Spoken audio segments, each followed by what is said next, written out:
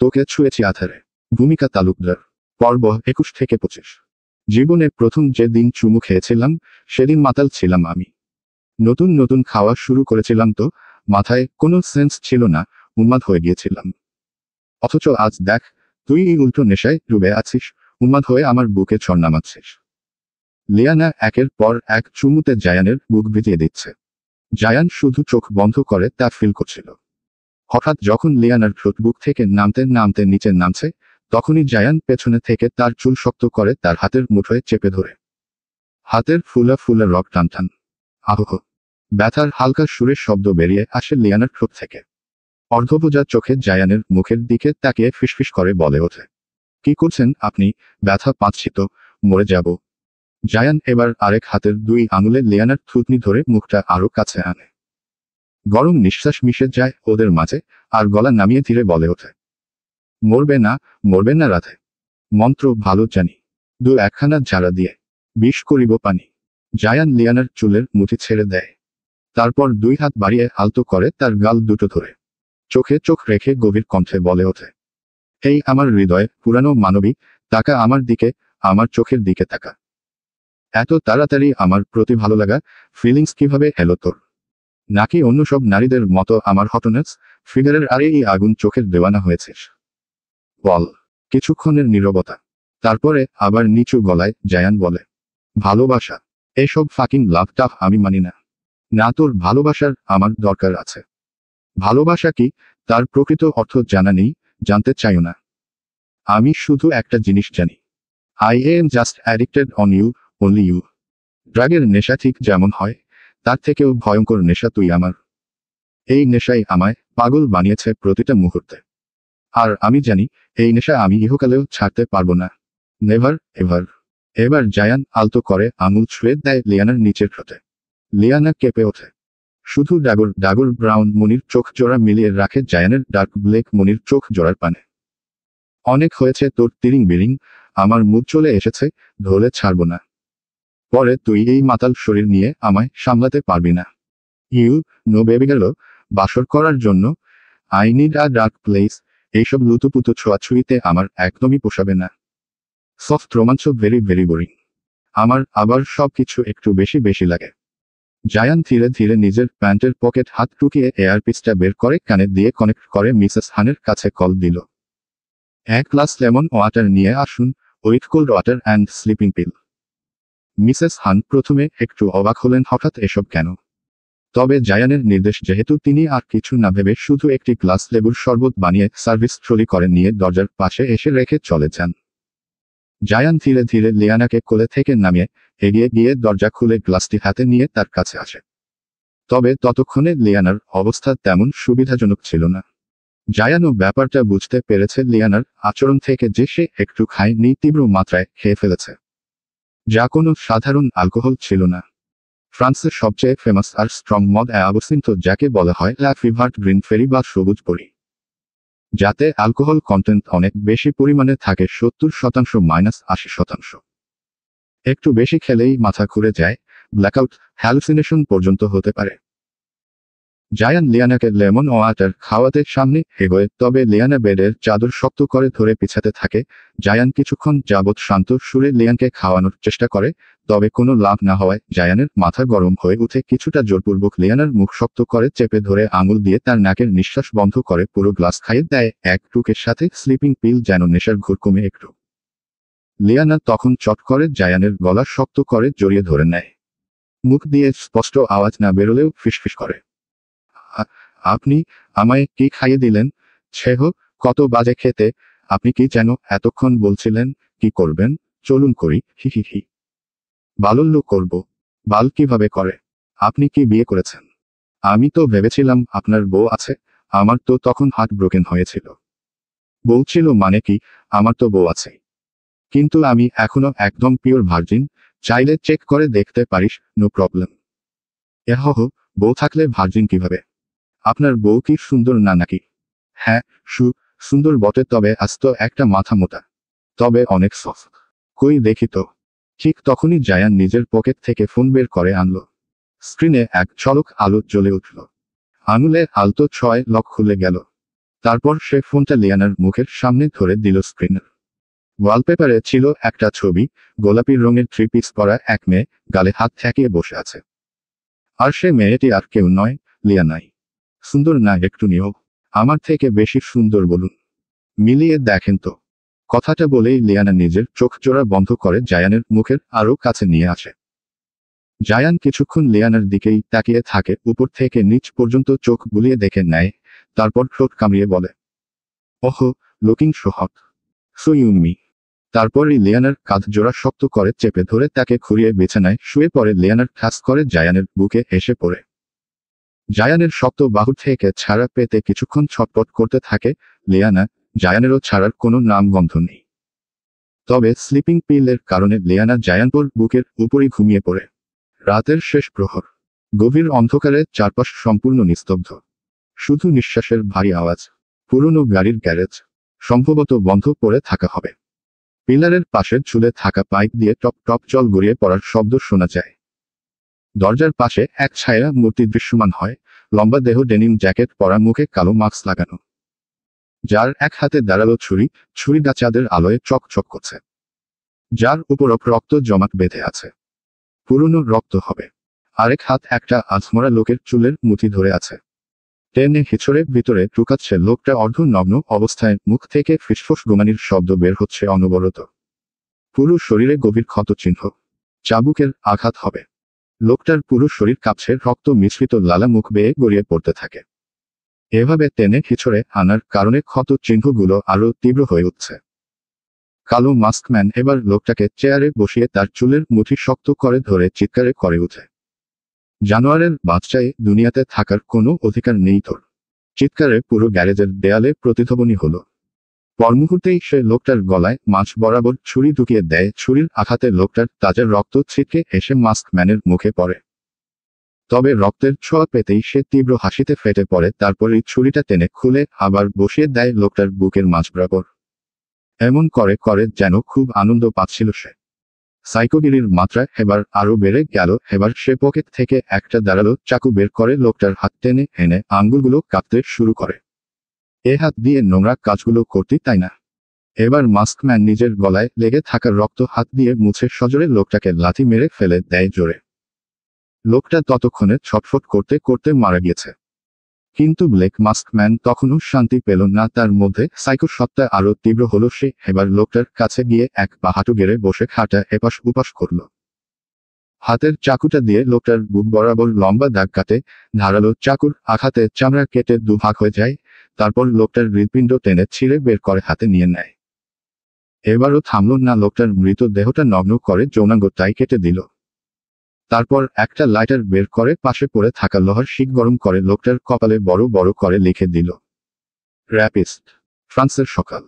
জানালার বাইরে সূর্যের সোনালি আলো ভেসে আসছে। সাদা পর্দার ফাঁক দিয়ে হাওয়ার দোলায় আলোর রেখাগুলো শ্যাডো এম্পায়ারের ভেতর ঢুকে পড়েছে। ডাইনিং স্পেসে হালকা কফির ঘ্রাণ ছড়িয়ে আছে। জায়ান্ট সোফায় হেলান দিয়ে বসে, হাতে ধরা কফির কাপ আর সামনে রাখা ল্যাপটপে মনোযোগ দিয়ে কিছু একটা দেখছে।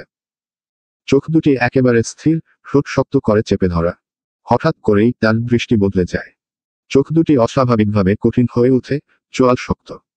পরের মুহূর্তেই সে ঝটকা দিয়ে ল্যাপটপ বন্ধ করে দিয়ে উঠে দাঁড়িয়ে পড়ে। 1 সেকেন্ডের নীরবতা। আর সেই নীরবতা ভেঙে বজ্রপাতের মতো গর্জন। এলেনা কোথায়? আমি বলছি, এলেনা কোথায়? আগুন ছড়ানো চোখে চারপাশ তীক্ষ্ণ দৃষ্টিতে খুঁজছে। তার কণ্ঠের প্রতিধ্বনি প্যালেস কাঁপিয়ে দিচ্ছে। এলেক্স ভয়ে পেয়ে বুক চেপে পিছিয়ে গেল। কণ্ঠটা যেন গলা দিয়ে বেরোচ্ছে না। কাপা কণ্ঠে হঠাৎ বলে উঠল, হোয়াট হ্যাপেনেড, ব্রুহ? ভয়ে পেয়ে গেলাম তো। জায়ান এক পা সামনে এগিয়ে এল, বুকের ভেতর থেকে আগুন ছুটছে যেন। আবার গর্জে উঠল, আই সেই, হোয়ার ইজ ইলেনা? এলেক্স নিজের বুকের ওপর হালকা থুথু মেরে মাথা নাড়তে লাগলো, চোখ বড় বড় করে তাকিয়ে আছে জায়ানের দিকে। জানালার বাইরে আলো থাকলেও ঘরের ভেতর যেন হঠাৎ এক অন্ধকার ঝড় নেমে এসেছে। উপরের দিক থেকে তাড়াহুড়ো করে পায়ের শব্দ শোনা গেল। সিঁড়ি বেয়ে নেমে আসছে এলেনা। মুখে কি হয়েছে? এভাবে চিৎকার করছিস কেন? কপালে ভাঁজ ফেলে দাঁড়ালো সে।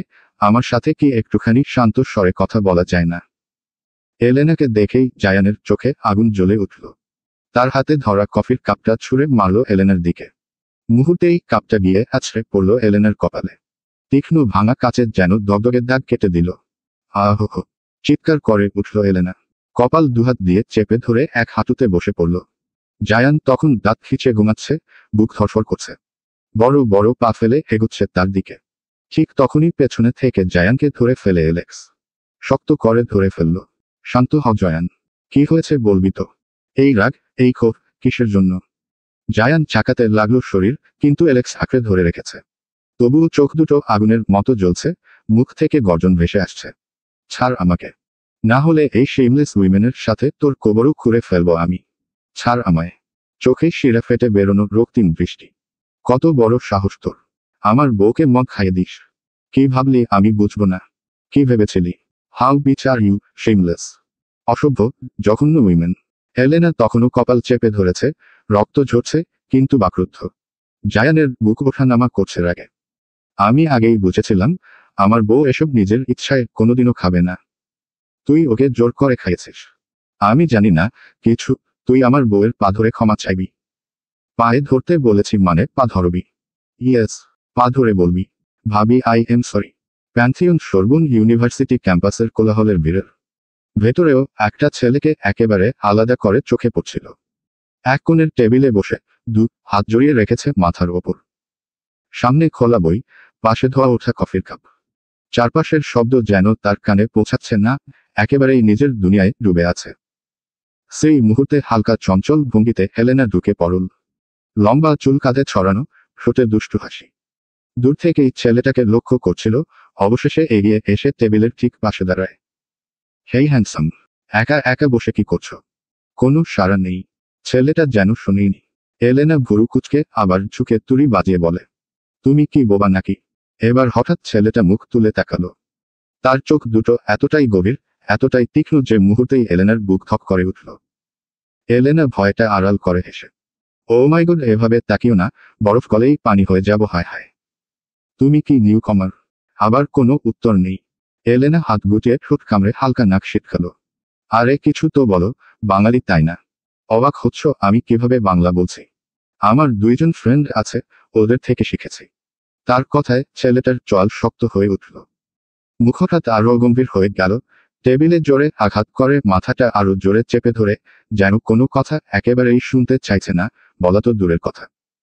এলেনা চমকে উঠে এক পা পিছিয়ে গেল। তবু ভদ্র হেসে বলে, আরে আরে, এমন করছো কেন? What happened? তুমি কি depression? Go to hell. I am not interested. Please go. কথাগুলো এমন বরফ শীতল কণ্ঠে বেরোলো যে এলিনা যেন জমে গেল। এক মুহূর্ত তাকিয়ে রইল ছেলেটার দিকে। কি অদ্ভুত! এমন রূঢ়তা, এমন তিক্ততা। অ্যাটিটিউড থাকাটা স্বাভাবিক, কিন্তু এই ছেলেটার আচরণ যেন একেবারেই অস্বাভাবিক। এলেনা নিজেকে সামলে নিয়ে কিছু বলতে যাবে, ঠিক তখনই ছেলেটা হঠাৎ টেবিল ফেলে উঠে দাঁড়ালো।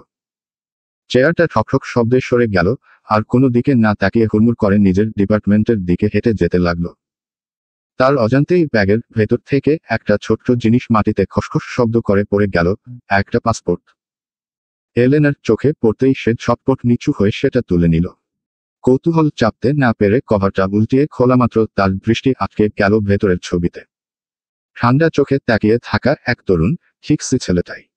আর নামটা স্পষ্ট অক্ষরে লেখা, জায়ান খান, বীর। একটা হাঁটু বয়সের মেয়ের পা ধরতে বলছিস? তোকে আমার বউয়ের পা ধরতে বলছি, বড় না ছোট, এগুলো ক্যালকুলেট করতে বলিনি তোকে। তার চোখে আগুন, দাঁত চেপে আবার ধমকালো, তোকে তো আমি। তুই কিন্তু বেশি বাড়াবাড়ি করে ফেলেছিস। এমন ভাব করছিস যেন বিষ খাইয়ে দিয়েছি। কেন তুই খাসনি? আমি খাইনি। নাদিয়া খায়নি। প্রত্যেকেই তো খাই। সেখানে আমিও একটু লিয়ানাকে অফার করেছিলাম, সেও খেয়েছে। এখানে আমি কি এমন মহাভারত অপরাধ করে ফেললাম? এলেনের ভয় অভিমানে চোখ ছলছল, কপালের রক্ত জমে নীলছে হয়ে আছে। অথচ জায়ানের রাগ থামার নাম নেই। তার কণ্ঠস্বর যেন বজ্রপাত, বাতাস কেটে আগুন ছড়াচ্ছে চারদিকে। এলেনা কপালে হাত চেপে ধীরে ধীরে উঠে দাঁড়ালো, চোখে রাগ আর ব্যথা মিশ্রিত ঝড়। তখনই নাদিয়া এগিয়ে এসে তার কাঁধ ধরে ফেলল। হয়েছেটা কি? বাচ্চাদের মতো ঝগড়া করছিস কেন তোরা? আর এলেনা, তুই এবার নিজেকে একটু সংযত রাখার চেষ্টা কর, সেটাই তোর জন্য বেটার হবে। এলেনা কাপা গলায় বলে উঠল, আমার কোনো মিস্টেক নেই এখানে। জায়ান বরং বেশি বাড়াবাড়ি করছে। ও হয়তো ভুলে যাচ্ছে আমরা কারা, ওর জন্য কি কি করেছি সব ভুলে গিয়ে ওয়াইফ নিয়ে পড়ে আছে। এই কথা শোনা মাত্র জায়ান চোখ লাল করে উঠল। সে হঠাৎই এলেক্সকে ধাক্কা দিয়ে সোফায় ফেলে দিয়ে তারপর ঝড়ের মতো এলেনার সামনে গিয়ে দাঁড়ায়। Shut up Elena. সব মনে আছে, আছে বলেই বন্ধুত্বের খাতিরে শুধু পা ধরতে বলেছি। তা না হলে তুই ভালো করেই জানিস তোর ওই 2 হাত ভেঙে দিতে আমি 2বারও ভাবতাম না। জায়ানের চোখে তখন শুধু রক্তের লালচে আগুন। তো ভেঙেই দেয়। ওহ কাম অন, এখন এসব ভাঙাভাঙিতে গেলে আমার অনেক সময় নষ্ট হবে। তুই বরং আমার বউয়ের পা ধরে নে, তাহলেই সব লেটা চুকে যাবে। Are you mad? পাগল হয়ে গিয়েছিস জায়ান তুই? এসব পাগলামি দেখবে একদিন তোকে তোর লক্ষ্য উদ্দেশ্য শেষ করে ধ্বংসের পথে নামাবে। Just shut up. তোর কপাল ভালো আমি মেয়েদের গায়ে হাত দিই না, তা না হলে বালের তোর বন্ধুত্ব এখানে মাটি চাপা দিয়ে তোর শরীর থেকে হাতগুলো খুলে সেগুলো মাটি চাপা দিয়ে দিতাম। এবার নাদিয়া হঠাৎ এগিয়ে এসে এলেনাকে নিজের পেছনে টেনে নিয়ে জায়ানের সামনে দাঁড়ায়। জায়ান প্লিজ, মাথা ঠান্ডা কর। এখন এসব নিয়ে ঝামেলা করার টাইম আমাদের কাছে একদমই নেই। আমি যেটা বলতে এসেছি সেটা শুন। লও, ফার্মে চল। নিউজ দেখেছিস আজকের? যাবো তো বটেই, কিন্তু কিসের নিউজ? নাদিয়ার কথা শেষ হতেই সোফায় বসা এলেক্স হুড়মুড় করে উঠে দাঁড়ালো। What happened? আর মার্কো কই? নাদিয়া মাথা নেড়ে বলে। মার্কোর কথা ছাড়, কালকের পার্টিতে ওভার খেয়ে টাল হয়ে পড়ে আছে দেখ গিয়ে। তোরা বরং আজকের নিউজটা দেখ।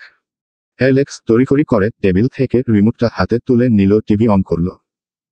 আর স্ক্রিন ভরেই হঠাৎ ঝড়ের মতো ব্রেকিং নিউজ ভেসে উঠে, নিউজ প্রেজেন্টারের কণ্ঠে আতঙ্ক আর তীব্রতা মিশে। ফ্রান্সের খাদ্যমন্ত্রী লুসিয়েন দুবইসের ছেলে ইশেন দুবইসের বিভৎস নগ্ন মরদেহ উদ্ধার করেছে পুলিশ। ঘটনাস্থল প্যারিস শহরের উপকণ্ঠে একটি পুরনো বন্ধ গ্যারেজ। নিহতের কপালে আগের মতোই স্পষ্ট করে লেখা, র্যাপিস্টের মাধ্যমে আবারও প্রমাণিত হলো এই খুনের পেছনে আছে এক রহস্যময় খুনি, যাকে সাধারণ মানুষ চিনে ব্ল্যাক মাউস নামে। টিভি স্ক্রিন ভরে উঠল ঘটনাস্থলের ফুটেজ, ঘরের মেঝেতে ছড়িয়ে ছিটিয়ে থাকা ভাঙা কাঁচ, দেয়ালে ছিটকে থাকা শুকিয়ে যাওয়ার রক্ত, আর মাঝখানে কুঁজো হয়ে পড়ে থাকা এক যুবকের প্রাণহীন দেহ। নিউজ প্রেজেন্টার গলা নামিয়ে বললেন, খবর পাওয়া গেছে নিহত ইশেন এর বিরুদ্ধে কিছুদিন আগে ধর্ষণের মামলা দায়ের করা হয়েছিল। মামলার ডিফেন্স লয়ার হওয়ার কথা ছিল জায়ান খানের, কিন্তু দুর্ভাগ্যবশত তিনি তখন হাসপাতালের কোমায় ছিলেন।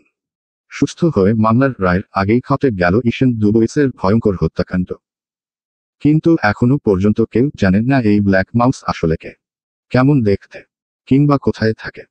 একটার পর একটা হত্যাকাণ্ড, তবুও ঘটনাস্থলে কোনো প্রমাণ ফেলে যায় না সে। পুলিশের নাগালের একেবারেই বাহিরে। অথচ আশ্চর্যের ব্যাপার, ফ্রান্সের সাধারণ মানুষদের কাছে সে এক ধরনের অপ্রতিরোধ হিরো। কারণ তার হাতে প্রাণ দেয়া প্রতিটি মানুষই ছিল সমাজের কলঙ্ক, রেপিস্ট। এলেক্স জায়ানের দিকে তাকালো। এই শালা ঘুরে ফিরে আমাদের কেসগুলোতেই হাত দেয়। গত 2 বছর ধরে এই বেটার পেছনে স্পাই লাগিয়ে রেখেছি, তাও এক বিন্দু তথ্য পাইনি। শালার বেটা অনেক চালাক। তবে জায়ানের মুখে অন্যরকম ভাব। সে একদৃষ্টিতে তাকিয়ে গভীর কিছু ভেবে চলেছে, ঠোঁটের কোণে টেনে আনে এক বাঁকা হাসি। চল, ল ফার্মে। যাব না। এলেনা নাদিয়াকে সরিয়ে হুন হুন করে রেগে গিয়ে সিঁড়ি বেয়ে উপরে উঠে চলে যায়। জায়ান, রাস্কেল, হেঁকে যেতে বলেছে এই বাকে। এলেক্স, মার্কো, উপরে থেকে টেনে নিয়ে আয়। বল জায়ান ডাকছে। সন্ধ্যা। আকাশের গাঢ় নীলচে রং ক্রমশ মিশে যাচ্ছে অন্ধকারে। খ্রিস্টান কালচারের দেশ হওয়ায় দূরে মসজিদ মিনার থেকে আজানের সুর ভেসে আসতে শোনা যায় না। আর না শোনা যায় সেই শহরের গলিপথের অচেনা শব্দ, রিকশার ঘণ্টা, কোনো চায়ের দোকানের টুংটাং গ্লাসের শব্দ, আবার মিলিয়ে যাওয়া মানুষের কথাবার্তা। এ শহরের মানুষজন বড়ই ব্যস্ত। লিয়ানার রুমটা অদ্ভুত নীরবতায় ভরা। পর্দা টেনে রাখা জানালার ফাঁক গলে হালকা সোনালি আলো এসে পড়েছে বিছানার ওপর। লিয়ানা শুয়ে আছে একদম নির্জীবের মতো, নিস্তব্ধ ঘুমে আচ্ছন্ন। তার শ্বাস প্রশ্বাস স্থির, মাঝে মাঝে বুকটা খুব আস্তে ওঠানামা করছে, যেন পৃথিবীর কোনো শব্দই তার কাছে পৌঁছায় না।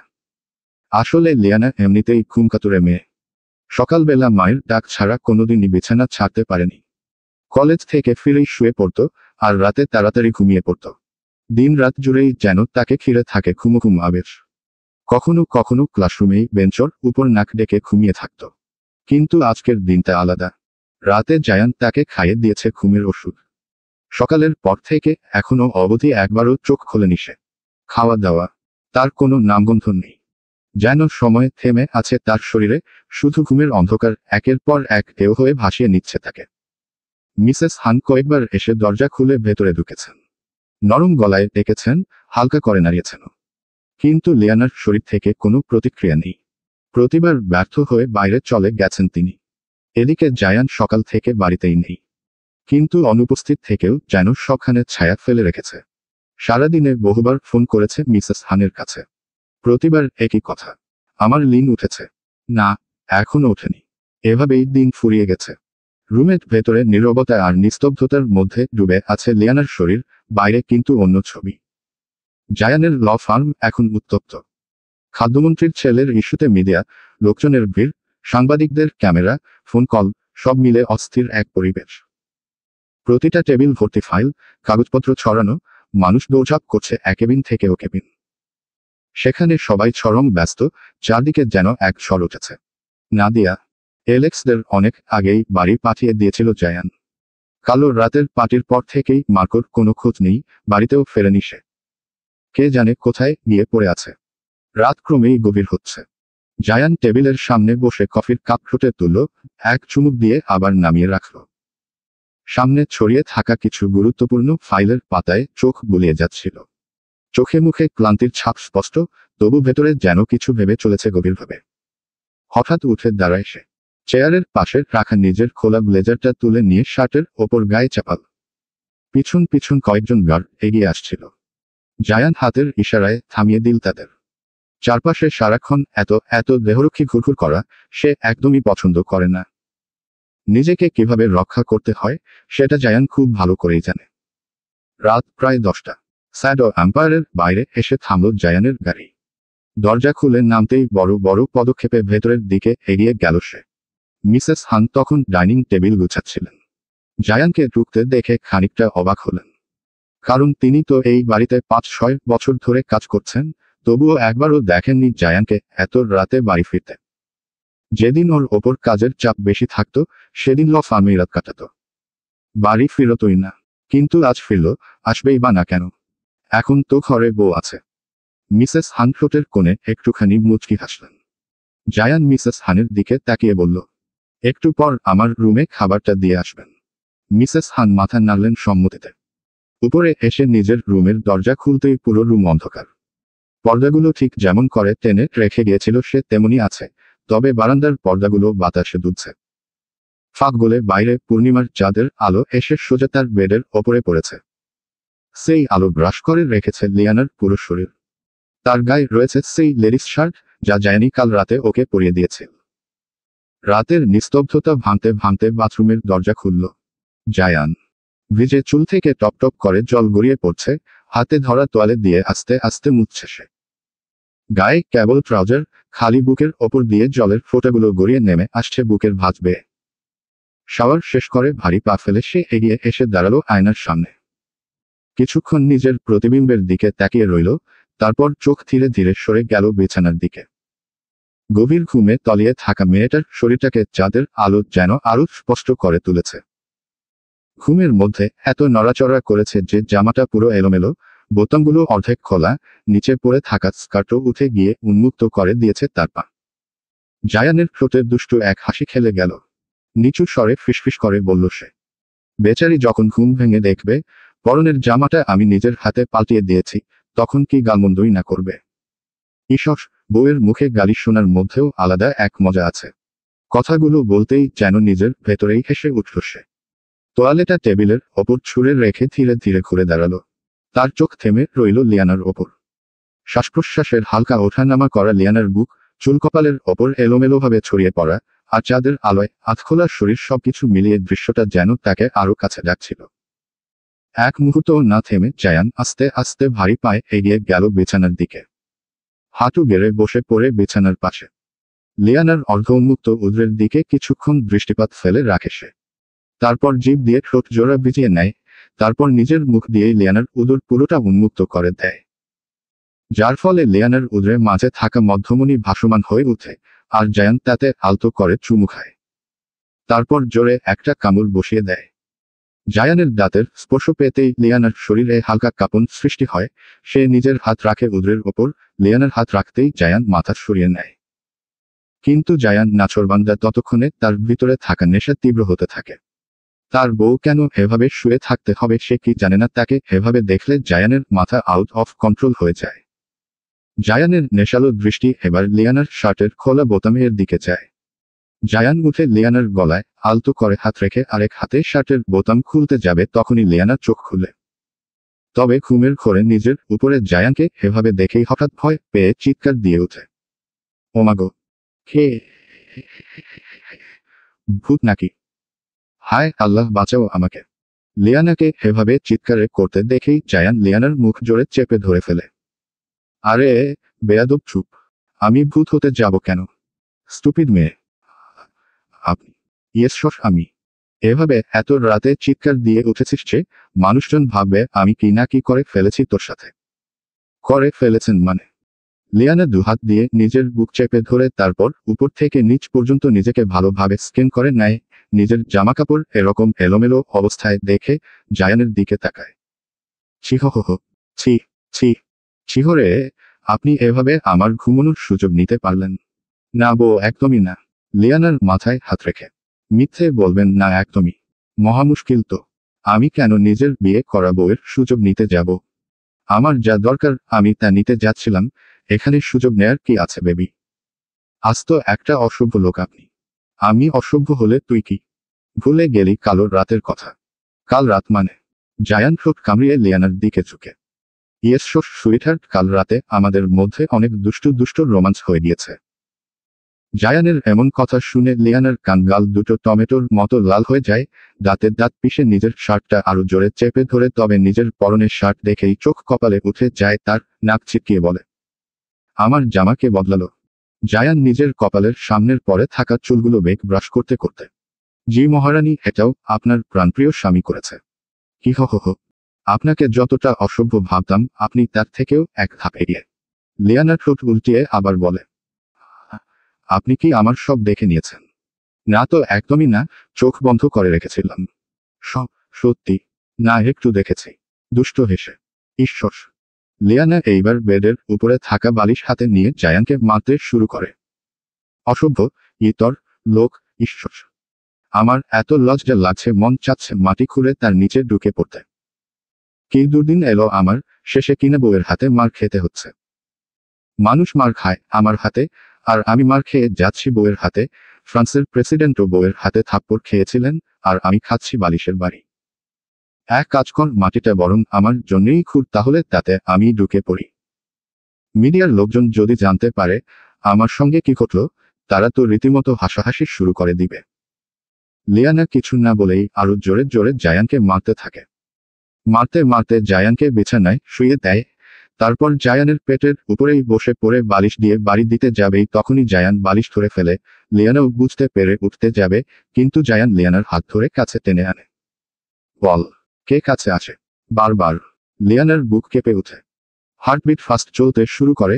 তার চোখ পড়ে জায়ানের উন্মুক্ত বুকে, যেখানে লাল লাল ছুপ ছুপ দাগ কামড়ে। কি দেখছিস? এইগুলো তো তুইই দিয়েছিস। এখন আমিও একটু দম করি। ওমাগো, আহহ, ব্যথা পেয়েছি। বলি, আমার বুক কেটে যে তোর নাম লিখে দিলি আমিও লিখে দিই তোকে ঠিক সেখানেই। লিয়ানা লজ্জায় চোখ জোড়া বন্ধ করে জায়ানের বুকে মুখ গুজে নিতেই দরজায় ঠক ঠক শব্দ ভেসে আসে। রাতটা তেমন গভীর না, তবে সারাদিন কাজের প্রেসারে নাদিয়া আজ এসেই শুয়ে পড়েছিল। শরীরটা বড্ড ক্লান্ত। চোখের উপর স্লিপ মাস্ক, নরম কাপড়ের মতো, যেটা থাকলে চোখে আলো প্রবেশ করতে পারে না। কারণ তার ঘুম খুবই পাতলা, একটু আলো পড়লেই ঘুম মরে যায়। পরনের শার্টটা পর্যন্ত ঠিকমতো চেঞ্জ না করেই শুয়ে পড়েছিল।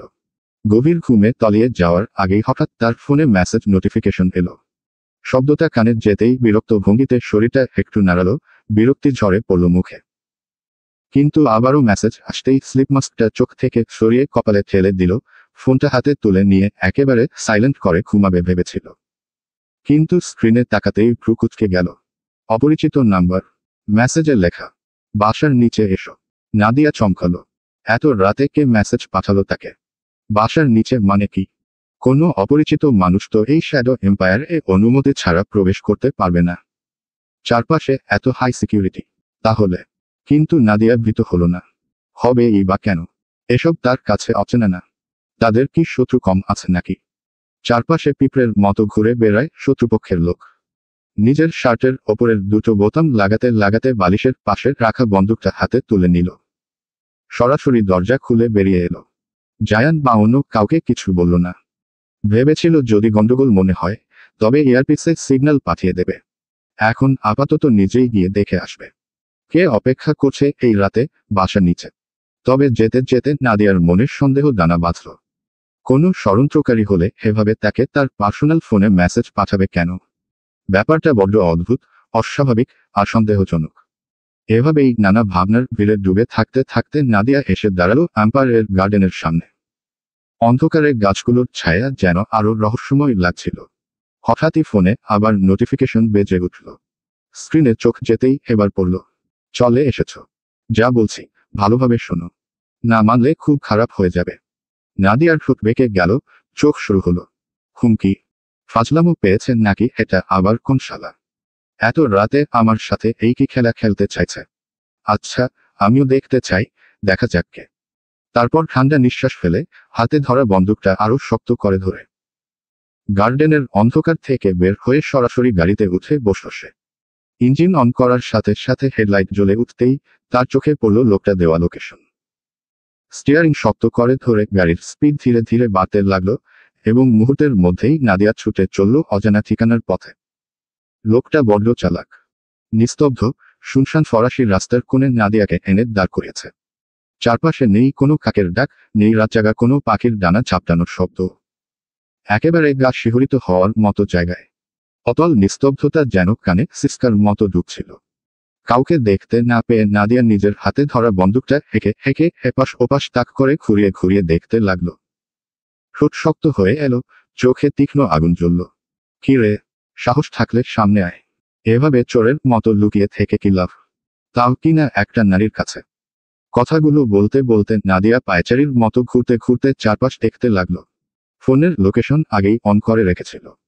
হঠাৎই এক শীতল হাওয়া ঝাপটা দিয়ে বয়ে গেল তার শরীর বেয়ে। নাদিয়ার গা কেঁপে উঠল, যেন হাড়ের ভেতরে ঠান্ডা বাতাস ঢুকে যাচ্ছে। তার শরীর অনিয়ন্ত্রিতভাবে হালকা কাঁপুনি খেল। আর সেই মুহূর্তেই পেছনের দিক থেকে এক শক্তপোক্ত হাত ঝাঁপিয়ে পড়ে তার গলা চেপে ধরল। নাদিয়ার নিঃশ্বাস বন্ধ হয়ে আসে। কিন্তু নাদিয়ার ফাইটিং স্কিল একদম পাকা। নিজের হাতের কনুই পেছনে ঠেলে দিল পুরো শক্তিতে। থাম! পেছনে থাকা লোকটার পেটে সরাসরি আঘাত লাগতেই লোকটা গো গো শব্দ করে দুলে উঠল। নাদিয়া আর দেরি না করেই একটা ঝটকা লাথি মেরে লোকটাকে সোজা রাস্তায় ফেলে দিল। লোকটা মাটিতে গড়িয়ে পড়ল। তার পুরো শরীর ঢাকা লম্বা ওভারকোটে, মুখটা পুরোটা ঢাকা, হাতে কালো চামড়ার গ্লাভস। মুখটা একটুও দেখা যাচ্ছিল না। নাদিয়া বন্দুকটা সোজা তাক করে লোকটার দিকে ট্রিগারে চাপ দিতে যাবে, তার আগেই বিদ্যুৎ গতিতে লোকটার সামনে এসে ছাপিয়ে পড়ল। এক হাতে বন্দুকের নল চেপে ধরল, অন্য হাতে নাদিয়ার কবজি মুছে ধরল। নাদিয়া সমস্ত শক্তি দিয়ে টানাটানি করতে লাগলো। তীক্ষ্ণ শ্বাসের শব্দে চারপাশের নিস্তব্ধতা ভাঙতে লাগলো, কিন্তু লোকটা আরো বিভৎস গতিতে সামনে ঝুঁকে পড়ল। তার কালো গ্লাভস পরা হাত দিয়ে বের করলো একটা ধারালো চাকু। এক ছটকায় সেটা সোজা নাদিয়ার কোমরের পাশে ঠুকিয়ে দিল। আহ! চিৎকার ছিঁড়ে বেরোলো নাদিয়ার মুখ থেকে। তার চোখ উল্টে গেল, শরীর কেঁপে উঠল, তারপর ধপ করে রাস্তায় বসে পড়ল। হাত দিয়ে ক্ষত জায়গাটা চেপে ধরতেই আঙুলের ফাঁক বেয়ে গরম রক্ত গড়িয়ে পড়তে লাগল। নিস্তব্ধ রাতের অন্ধকারে সেই রক্তের ফোঁটা যেন অস্বাভাবিক শব্দে মাটিতে পড়ছিল। লোকটা এক মুহূর্তের জন্য নাদিয়ার দিকে তাকিয়ে রইল। এক পা টলতে টলতে এগুলো নাদিয়ার দিকে। নাদিয়া পেট চেপে ধরে পিছাতে লাগল। রক্ত ঝরে ঝরে তার শরীর একেবারে নিস্তেজ হয়ে আসছিল। মনে হচ্ছিল এই তো, এখানেই শেষ। লোকটা এসে হাঁটু গেড়ে বসে পড়ে তার সামনে। চাকুর ধারালো ফলটা অন্ধকারে ঝিলিক দিয়ে উঠে, আর সেটা একেবারে নাদিয়ার গলার পাশে চেপে ধরে। সুসস! ভালো লাগছে। ফিসফিস শব্দে লোকটার কণ্ঠ যেন বিষের মতো শোনালো। চাকুর ধার কেটে দিল নাদিয়ার গলার সাইডের চামড়া। চামড়ার দুই টুকরো হয়ে ফেটে গেল, আর সেখানে থেকে গরম গরম রক্ত গড়িয়ে পড়তে লাগলো, যেন অন্ধকার রাতটা রক্তে রাঙিয়ে তুলবে। ওই লড়াইয়ের ভেতরেই নাদিয়ার হাত থেকে ফোনটা পড়ে গিয়েছিল রাস্তায়। সে টের পেল, তার দৃষ্টি ঝাপসা হয়ে আসছে, চোখ দুটো ভারী হয়ে বন্ধ হয়ে আসছে। কিন্তু ঠিক সেই মুহূর্তে লোকটা হঠাৎ নিজের মুখের ওপর থেকে কাপড় সরিয়ে নিল। আড়ালের মানুষটার সামনে আসতেই নাদিয়ার নিস্তেজ চোখ বড় বড় হয়। মার্শাল! ভাঙা কণ্ঠে নাম উচ্চারণ করল সে। হ্যাঁ, সেই প্রাক্তন দানব, যার ফাঁদে পা দিতে গিয়েও বেঁচে যায় সে, যাকে জেলে পুরেছিল নাদিয়া নিজে। কিন্তু এই শয়তান জেল থেকে বের হলো কিভাবে? মার্শাল ঠান্ডা হাসি হেসে ঝুঁকে এলো। নুরিসোনা, ভয় পাচ্ছ? তোমায় মারতে আসেনি তো। রিল্যাক্স, শুধু একটু আদর করতে এসেছি। সে হাত বাড়াতেই নাদিয়ার সমস্ত যন্ত্রণা ভুলে তার মুখে থুথু ছুঁড়ে মারল। তোর ওই জঘন্য মুখে আমার নাম নিবি না, কাপা কণ্ঠে ফিসফিস করল নাদিয়া। মার্শাল থুতু মুছে নিল ধীরে নিজ হাত দিয়ে আর হাতটা নিজের ওভারকোটে মুছে নেয়। তারপর নাদিয়ার চুল শক্ত করে চেপে ধরে চোখ দুটো লাল গর্জে উঠে। তুই ভেবেছিস তুই আমায় জেলে পাঠাবি আর আমি তোকে ছেড়ে দেব? আজ তোকে নিয়ে টি-20 ম্যাচ খেলবো আমি। হঠাৎই পেছনে থেকে প্রচণ্ড আলো এসে পড়ল তাদের ওপর। একটা ব্ল্যাক মার্সিডিজের হেডলাইটের আলো মুখে পড়ল মার্শালের। নিস্তব্ধ রাত ভেদ করে পুরুষালী কণ্ঠ গর্জে উঠল। ওকে, আমার সঙ্গে খেলবি টি-20? তুই যে দলে খেলছিস আমি সেই দলের কোচ। কিভাবে খেলতে হয় সেটা আমি শেখাবো তোকে। মার্শাল ভ্যাবাচাকা খেয়ে পেছনে ফিরল। আলোর বিপরীতে দেখা গেল এক লম্বা ছায়ামূর্তি ধীরে ধীরে এগিয়ে আসছে। লম্বা কালো লেদার জ্যাকেট পরে, প্রায় 6 ফুট উঁচু শরীর। মুখটা তখনও স্পষ্ট দেখা যাচ্ছিল না, কিন্তু সেই কণ্ঠস্বর নাদিয়া চোখ হাত খোলা রেখেই চিনে ফেলল। তার ঠোঁটে ক্ষীণ কাঁপুনি, নিঃশ্বাসে রক্ত মিশে যাচ্ছে। তবু নিস্তেজ চোখে তাকিয়ে রইল সেই ছায়ার দিকে, কারণ সে জানে এই মুহূর্তে মৃত্যু আর বেঁচে থাকার মাঝে যে দাঁড়িয়ে আছে সেই একজনই। লেদার জ্যাকেট পরা লোকটার সামনে আসতেই নাদিয়ার মুখে ভয় আর স্বস্তির মিশ্র ছাপ ফুটে উঠল। এ যে আর কেউ নয়, মার্কো। নাদিয়া অর্ধভুজা ঝাপসা হয়ে আসা চোখে তাকিয়ে রইল। হ্যাঁ, একটাই মার্কো। লম্বা চওড়া, চুলগুলো কাঁধ পর্যন্ত নেমে আছে, থুতনির মাঝে কাটা দাগ, শ্যামসুন্দর পুরুষ। মার্শাল উঠে মার্কোকে আঘাত করতে যাবে, ঠিক সেই সময় মার্কো টানা 4টা গুলি করল মার্শালের পায়ে। সাথে সাথেই মার্শাল রাস্তায় পড়ে গেল। তবুও তার তেজ কমল না, আবার চাকু নিয়ে ঝাঁপিয়ে পড়ল। কিন্তু মার্কো নির্ভুল হাতে ছুরিটা ধরে উল্টো ঘুরিয়ে মার্শালের গলার ভেতর ঢুকিয়ে দিল। ছুরিটা গলার এপাশ ভেদ করে ওপাশে দৃশ্যমান হল। মার্কোর চোখ মুখে কোনো রাগ নেই, নেই উত্তেজনা, একেবারে শীতল মস্তিষ্কে লাথি মেরে ফেলে দিল মার্শালকে। মার্শালের গলা থেকে ছিটকে বেরোনো রক্ত নাদিয়ার গলার শরীর ভিজিয়ে দিল। মার্কো পকেট থেকে লম্বা একটা সাদা কাপড় বের করে নাদিয়ার দিকে এগিয়ে দিল। ধর, নিজের কোমরে শক্ত করে বেঁধে নে। আশেপাশে কোনো হাসপাতাল নেই যে তোকে নিয়ে যাব। কাপড়টা বেঁধে নিলে রক্তচড়া কমবে। নাদিয়া ঝাপসা চোখে মার্কোর দিকে তাকিয়ে ছোট্ট শ্বাস ফেলল। শালা কেমন ইতর, নিজের মৃতপ্রায় বেস্টির রক্ত বন্ধ করার জন্য তাকেই বলছে। কেন ভাই, তোর কি নিজে হাতে বেঁধে দিতে কষ্ট হয়? মনে মনে ফিসফিস করল নাদিয়া। হা করে কি দেখছিস? নাদিয়া কিছু বলল না। ওর হাতের রুমালটা নেবার মতো শক্তি নেই। মার্কো বুঝতে পারল, হাঁটু গেড়ে বসল নাদিয়ার সামনে। শার্টটা একটু উপরে তুল। নাদিয়া একটুও নড়ল না। আর কিছু না ভেবে মার্কো নাদিয়ার শার্টটা একটু উপরে তুলে তাতে কাপড়টা হালকা শক্ত করে বেঁধে দিল। নাদিয়ার শরীর কেঁপে উঠল। মার্কো উঠে দাঁড়িয়েই বলল, গাড়িতে উঠে বসো। নাদিয়া এবার চুপ থাকতে পারল না। সহ্যের সীমা অতিক্রম হয়ে গেছে তার। কথা বলার শক্তি না থাকলেও তেজ ভরা গলায় বলে উঠল, আমি কিভাবে যাব? কেন? হেঁটে হেঁটে, হাঁটতে না পারলে হামাগুড়ি দিয়ে আয়, সিম্পল। নাদিয়ার মাথার রাগে ফেটে যাচ্ছে। ব্যাপারটা যেন দুধ দিয়ে কাল সাপ পোষার মতো। কী রকম বন্ধু বানিয়েছে তা তার জানা নেই। তবে তাতে অবাক হওয়ার কিছু নেই, মার্কোর কাছ থেকে এমনটাই আশা করা যায়। এর বেশি কিছু না। আমি সত্যি এই হাঁটতে পারবো না। আমাকে কি ফিল্মের হিরো ভেবেছিস যে তোকে কোলে তুলে নিয়ে যাব? ইডিয়েট! এত দুর্বল মেয়ে আমার টিমে আসলো কোথা থেকে? আবার পাকনামি করে কাউকে ইনফর্ম করা ছাড়াই চলে এসেছে। শাট আপ মার্কো, তুই যা, আমি এখানে বসেই মরব। মরার হলে আরেকটু আগেই মরে যেতিস। কথাটা বলেই মার্কো নাদিয়াকে কাঁধে তুলে নিল। নাদিয়ার ঠোঁটে হালকা এক টুকরো ব্যাঙের হাসি ফুটে উঠল।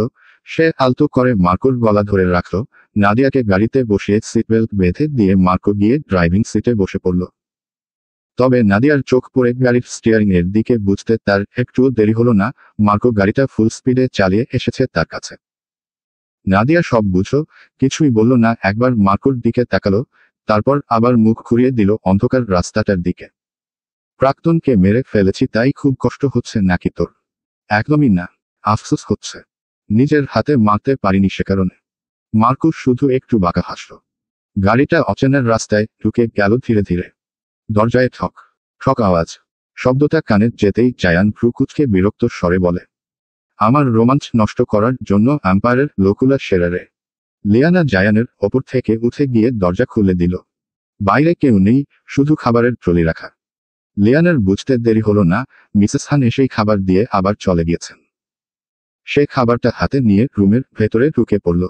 জায়ান লিয়ানার দিকে তাকিয়ে শান্ত স্বরে বলে, এখানে বসো, সারাদিন তো না খেয়ে পড়ে পড়ে ঘুমাচ্ছিলি।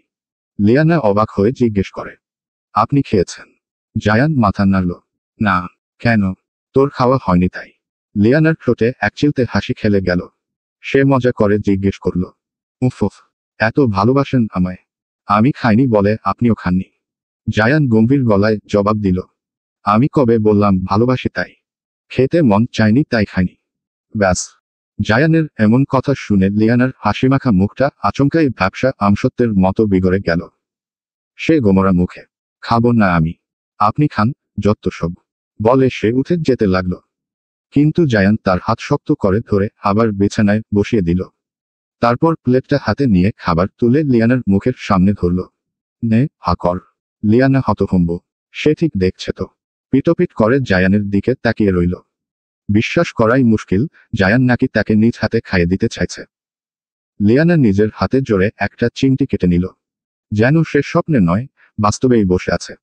বুকের ভেতরটা হঠাৎই আবেগে ভরে উঠল তার। বাড়িতে থাকাকালীন যখন খাবার খেতে চাইতো না, তখন জায়ানের মা মানে তার বড় আম্মু নিজ হাতে খাইয়ে দিতেন। নিজের মেয়ের মতো আগলে রাখতেন। সেই বড় আম্মুর মতোই আজ হুবহু খাইয়ে দিচ্ছে জায়ান। এক দৃষ্টিতে লিয়ানা তাকিয়ে রইল জায়ানের দিকে। দেখতে সবার থেকে আলাদা হলেও গায়ের রংটা তার মায়ের মতোই ফর্সা, আর মুখে মায়ের মতোই সেই বাদামি তিল, তবে বড় আম্মুটা চোখের নিচে, আর জায়ানেরটা ঠোঁটের নিচে। লিয়ানা খাবারটা মুখে নিয়ে একদমে সেই স্মৃতি আর বর্তমানের মিল খুঁজে পেয়ে অচল হয়ে তাকিয়েই রইল। লিয়ানাকে এভাবে হা করে তাকিয়ে থাকতে দেখে জায়ান হাত দিয়ে তুড়ি মেরে তার দৃষ্টি ভাঙল। এভাবে হা করে কি দেখছিস আমার?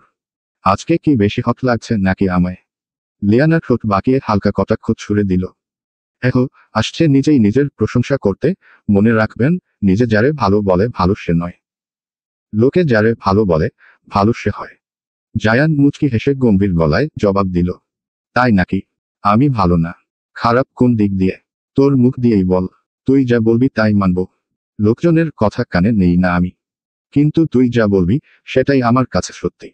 লিয়ানা আর চোখে তাকায় জায়ানের দিকে। জায়ানের উন্মুক্ত বুক, ভেজা চুল, তার গম্ভীর দৃষ্টি, তার প্রতিটি অঙ্গভঙ্গি অদ্ভুত আকর্ষণীয়। একেবারে সিনেমার নায়কের মতো। আসলে সে তো অনেক আগেই জায়ানের প্রতিহার মেনেছে। ফ্রান্সে থাকা অবস্থায় জায়ান কখনোই ফোন করত না বাড়িতে, এক কথায় কাউকেই না। শুধু তার বড় মা সারাক্ষণ ফোন দিতেন, আর জায়ান বছরে হাতে গোনা এক দুবার কথা বলতো, ঊর্ধ্বে 3-4 বার। তাও খুব সংক্ষেপে। লিয়ানার সঙ্গে তো কোনো দিনই কথা হয়নি। এমনকি কখনো জানতেও চায়নি সে দেখতে কেমন হলো, বড় কেমন হয়েছে। কিন্তু লিয়ানা স্কুলে পড়া বয়স থেকেই জায়ান কল ধরেছে শুনলেই ছুটে আসতো তাকে দেখতে। ভিডিও কলের সামনে না এলেও চুপচাপ এক কোণে দাঁড়িয়ে উকি মেরে জায়ানকে দেখত। বয়সে এত বড়, তবু কেন যে এত ভালো লাগতো। ছোটবেলায় ভয় পেলেও যৌবনে এসে সেই ভয় হারিয়ে গিয়েছিল। জায়ান বাড়িতে থাকার কোনো কিছু তার তেমন মনেও পড়ে না, এমনিতেও ভুলো মন। আবার ছোট ছিল। শুধু মনে আছে জায়ানের বিদেশ চলে যাওয়ার দিনটার কথা। তবে সে কথা নাও থাক। জায়ানকে কলে যতবারই দেখত আর ভাবতো, উফ, এত সুন্দর ফিগার, এত হ্যান্ডসাম, এত ড্যাশিং। ফোনের ওপাশে দেখেই হৃদয়ে কেঁপে উঠত। সামনাসামনি হলে কি হবে ভাবলেই গা শিরশির করত। যতবার দেখত ততবারই ক্রাশ খেত। মাঝে মাঝে মন খারাপ হতো, এত সুন্দর একজন পুরুষ, নিশ্চয়ই অগণিত গার্লফ্রেন্ড আছে তার। থাকবেই বা না কেন? তখন মনে মনে আল্লাহর কাছে দোয়া করত, এমন একজন ড্যাশিং মানুষ যেন আমার কপালেও জোটে। তবে খোদা তার দোয়া একটু বেশি কবুল করে নিয়েছেন। জায়ানের মতো নয়, বরং জায়ানকেই নিয়তি জামাই বানিয়ে তার জীবনে বেঁধে দিয়েছে। তার এই ছোট মনে হাজারো প্রশ্নের দানা বেঁধে আছে জায়ানকে নিয়ে। কেন তিনি তাকে বিয়ে করলেন? হঠাৎ করে দেশে এসে তার সাথে এমন আচরণ কেন করলেন? কেমন অদ্ভুত। মাইশা, আরিশা, রিহানদের সাথে তো একটু আধটু হলেও বলতেন, কিন্তু তার সাথে কখনো একবারের জন্যও কথা বলা দূরের কথা, দেখতেই চাননি তিনি। তাকে বিয়ে করার কোনো কারণ আজও পায়নি সে। এত বড় মাপের মানুষ চাইলে কি মেয়ের অভাব পড়ত? অবশ্যই না। তার এই ক্ষুদ্র মস্তিষ্কে এত বড় বড় প্রশ্নের উত্তর অজানা। জায়ানকে বলেও লাভ হবে না, তিনি এসবের উত্তর তাকে কখনোই দেবেন না। দু চারটা চট বসিয়ে দিতে পারেন। কথাগুলো ভাবতে ভাবতেই লিয়ানার মুখ ফসকে বেরিয়ে পড়ে, আচ্ছা জায়ান ভাই। জায়ান খাবার শেষ করে পানি মুখে নিতেই ভাই ডাক শুনে পানিটা খেতে গিয়ে সাথে কাশতে শুরু করে।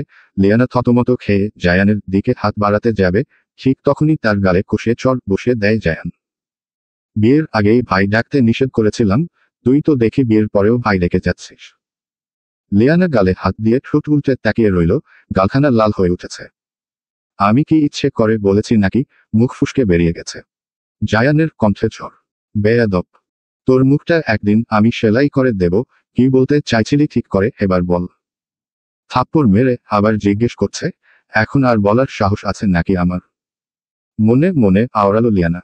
জায়ান আবার ধমক দিয়ে বলে, কি হলো বল। তুই কি চাস বাকি থাপ্পড়টা তোর বা গালেও পড়ুক?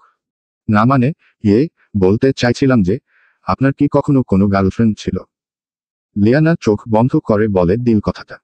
প্লিজ মারবেন না, এমনি বলেছি। জায়ানের ঠোঁট থেকে বের হলো শুধু দুটো অক্ষরের শব্দ, না। কথাটা শুনে লিয়ানা হাফ ছেড়ে বাঁচল। এবার একটু শান্তি লাগছে। খুশিতে তার তাতা থই করে নাচতে ইচ্ছে করছে। মার খেয়েছে সেটাও ভুলে গেল এক নিমিষে। এমন শুদ্ধ পুরুষের হাতে একটা কেন, হাজারটা মার খেতেও রাজি আছে সে। চট করে উঠেই বেকুনিতে চলে গেল। জায়ানও পিছন পিছন ট্রাউজারের পকেট হাত ঢুকিয়ে বেকুনিতে এসে দাঁড়ালো। খোলা বেকুনিতে দাঁড়িয়ে লিয়ানা আকাশের দিকে তাকিয়ে থাকলো, চাঁদ আর তারার দিকে। জায়ানও এসে পাশে দাঁড়ালো। আকাশের দিকে তাকিয়েই লিয়ানা জায়ানকে উদ্দেশ্য করে বলে, যদি আমার কোনো ভুল হয়। কিসের ভুল? মানে, যদি কখনো কোনো ভুল করি, আপনি কি আমায় ছেড়ে দেবেন? থাকবেন না আমার সাথে? আগলে রাখবেন তো সারা জীবন? লিয়ানার এমন কথায় জায়ান একটানে তাকে নিজের দিকে ঘুরিয়ে নিল। বেলকনির রেলিংয়ে ঠেসে দু হাত দিয়ে তাকে ঘিরে ফেলল। আলতো হাতে লিয়ানার সামনের ছোট্ট চুলগুলো কানে গুজে দিয়ে, ফাঁক ছেড়ে দেওয়ার প্রশ্নই আসে না। খেয়ে ছেড়ে দেওয়ার যুগে আমি তোকে রেখে রেখে খাবো, সুইট হার্ট। একেবারে লবণ মরিচ মাখিয়ে, সুইট ক্যান্ডির মতো চেটে চেটে। জায়ানের এমন লাগামহীন কথাগুলো তার শরীর কাঁপিয়ে দেয় বারবার। ইসস, খাওয়া খাওয়ি ছাড়া কি আপনার মুখ থেকে কোনো কথা বের হয় না? না, খাওয়া খাওয়ি ছাড়া মানুষ বাঁচতে পারে নাকি? পেট শান্তি তো দুনিয়া শান্তি। আহারে, আমায় কি বলদ পেয়েছেন নাকি? আপনি ডিরেক্টলি মানুষ খাওয়ার কথা বললেন। জায়ান ভ্রু কুঁচকে লিয়ানার দিকে তাকালো। আমাকেও কি তুই রাক্ষস মনে করিস নাকি? আমি কেন মানুষ খাবো? আমি তো আমার বউকেই খাওয়ার কথা বলেছি। এ কি হলো? সরুন তো, পড়ে যাব। আমি। আগে আমার দিকে তাকাতো।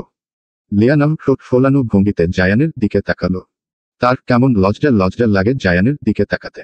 শরম শরম পায়। উফ উফ, হার্টবিটটাও কেন যেন এত লাফাচ্ছে, বুক ছিঁড়ে বের হয়ে আসবে যেন। তোকে ভুল করার কোনো সুযোগ আমি দিব না কোনোদিনও না। সুযোগ পেলে তবেই তো ভুল করার কথা আসবে তাই না? জায়ান লিয়ানার থুতনিতে আঙুল রাখল। তারপর আকাশের চাঁদের দিকে তাকিয়ে আবার লিয়ানার চোখের পানে নিজের চোখ গেঁথে দিল। আমি কোনো প্রেমিক পুরুষ না যে তোকে ওই চাঁদের সাথে তুলনা দিব। আমি কখনো তোকে চাঁদের সাথে তুলনা দেইনি, দিবও না। কারণ আকাশের চাঁদ তো সবার। কিন্তু তুই। লিয়ানা নিঃশ্বাস আটকে ফিসফিস করে বলল, আমি কি? জায়ানের ঠোঁট বেয়ে বেরিয়ে হেল ভারী গলায় শব্দ, তুই শুধু আমার। লজ্জায় ভেসে যাওয়া মুখে লিয়ানা হাসল। বাহ, আপনি এত সুন্দর করে কথা বলা শিখলেন কবে থেকে আবার? আমি তো ভেবেছিলাম আপনাকে জন্মের পর মধু খাওয়ানো হয়নি, তাই মুখ দিয়ে শুধু তিতা তিতা কথা বের হয়। হাহ। জায়ান হালকা ভঙ্গিতে মাথা নাড়ল। জন্মের পর খাওয়ানো হয়েছিল কিনা জানি না, তবে বিয়ের পর থেকে যে মধু খাওয়া শুরু করেছি, ওইটারই ইফেক্ট। কবে খেলেন মধু? রোজই তো খাই। মানে, তোর মতো বলদ এসব বুঝবি না।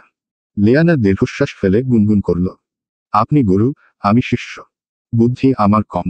আপনি বুঝাইয়া দিলে বুঝিতে সক্ষম। আয়, বুঝাচ্ছি। কই, বেড়ে। আপনি যান, আমার তো ভালোই লাগছে ঠান্ডা ঠান্ডা বাতাস।